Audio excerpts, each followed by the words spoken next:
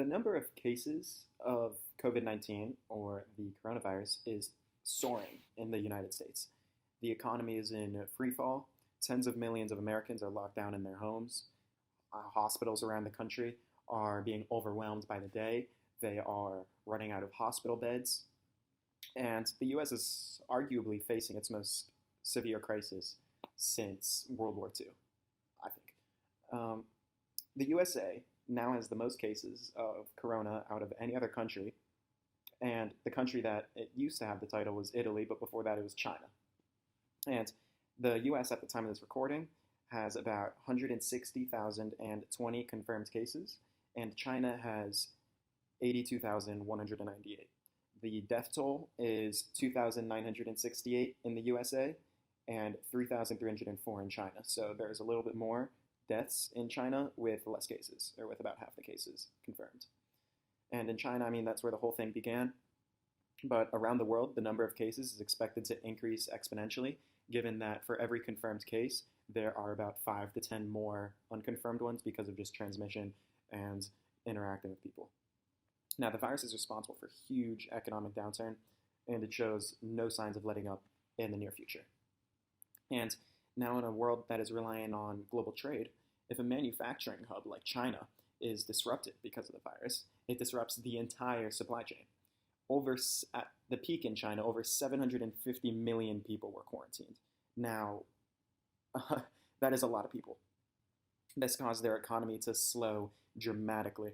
The shutdown in China led to a drop in shipping rates to a record low and a fall in oil demand. The dramatic drop in economic activity from one of the fastest growing economies in the world led to major consequences. Even in smaller countries, without the virus, they had a negative impact. Right? This is a neo-realist view because of a powerful state having control over the other minor states. With like the whole Belt and Road Initiative, they have power over these states, and now they have lingering effects into them, even though it's not directly related. So when China took the hit, so did these other little countries in a unipolar state. Now, today the world is so interdependent that when China shut down, the USA and the rest of the world, they took their hit. And a good example is Apple, right? An American company relies on imports such as cobalt from several countries from Africa and utilizes China for product assembly. So if all the countries Apple uses were to suddenly stop production, similar to what's happening now, then Apple will in turn decline, and so will other companies that have to do the same thing. And similarly to China, now that the coronavirus is sweeping through our country, the U.S. economy has shut down almost. So the global impact of this will be massive, and it's already shown to be massive. The disruption in the international economy is reflected in the 30 to 40% drops in global stock prices. That is like unheard of. I'm sorry, Mr. Economy, that is unheard of. The world may have been able to handle a China slowdown, but it will be very difficult to cope with a US-led collapse in growth. So the coronavirus has played a major role in the sudden drop in global supply and demand because of kind of what I just mentioned with like Apple.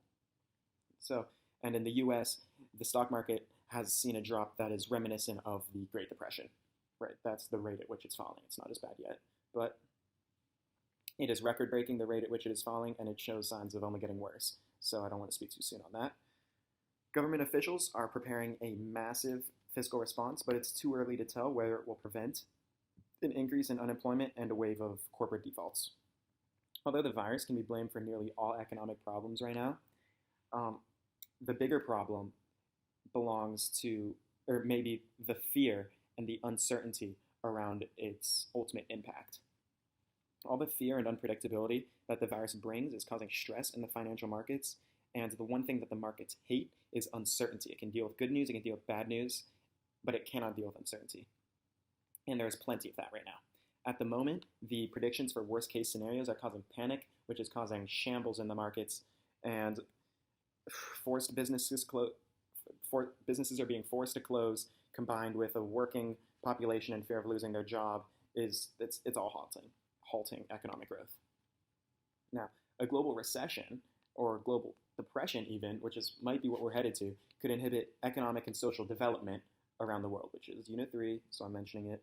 And with governments being forced to use their scarce resources to offset the impact of the virus, there will be less money available for social programs such as healthcare and education, government deficits will balloon, and society will have to take a lot more of that debt that will prohibit growth in the future, right? So if we have to use all of this money now, or if the government is allocating all of its money that it could be using for like education or repairs for things or gentrification, all that money is now being used for the coronavirus and halting that. So now we're not going to have that money is gone, and so that's preventing growth.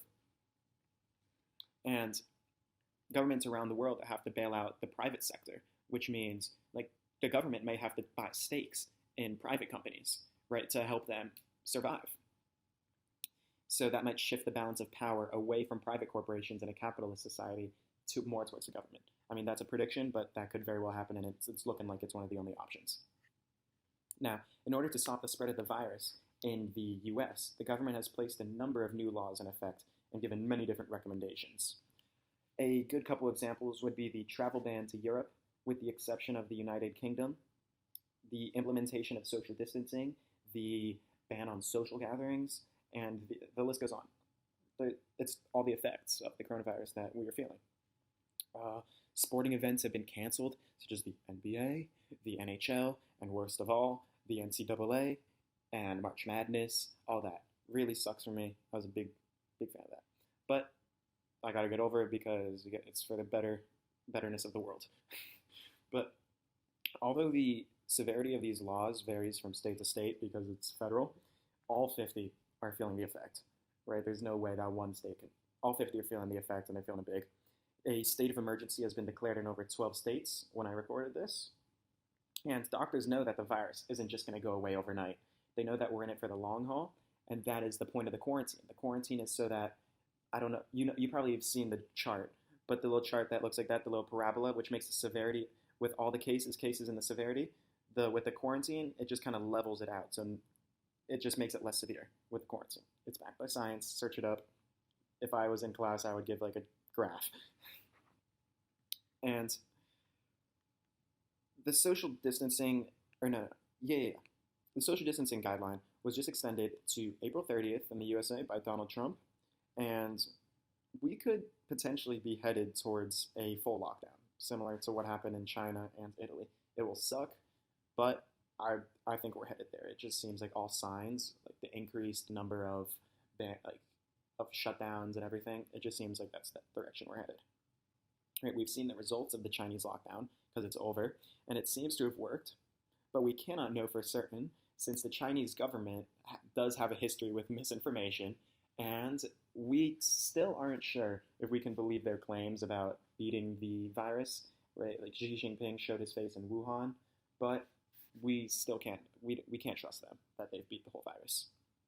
I know Italy is doing a big lockdown, and the results are, I'm not sure about in Italy, but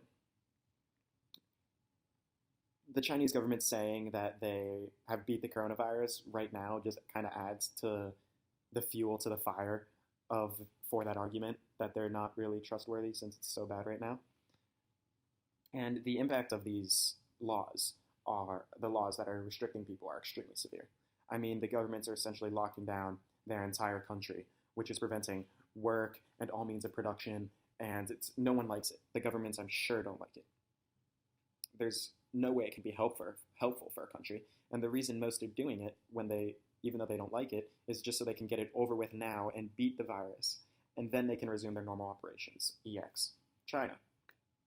This is especially important for the United States because it's an election year, and Donald Trump is rerunning, which means Donald Trump's main sticking point for re-election was the strength of the economy. That's that's what he was running on, the strength of the economy. And this crash in the markets is going to hurt his stance 100%. And if it continues to tank, 100%, it will hurt his chances for re-election. All he talked about in the first 3 years in office about his accomplishments, his main accomplishment was a great economy. That's all anybody ever heard about. And no one could really take that away from him because it was true. Unemployment was low, wages were rising. Everything looked like amazing for the economy until coronavirus hit. And without coronavirus, the economy would still probably be pretty good. But now that it is not doing so good, the Democrats are trying to take advantage of this and they're calling him out for it. But on the other hand, it's possible to view it as a positive for Trump, or not a positive, but he's making the best out of a bad situation somehow because his approval ratings in the last week have gone up by 5% because of his handling of the situation. He's made it a point to eliminate all political views, or try to eliminate political views from the handling of it, and he's trying to unite the country to mixed results. There will always be the people who dislike him, and there will always be the people that love him.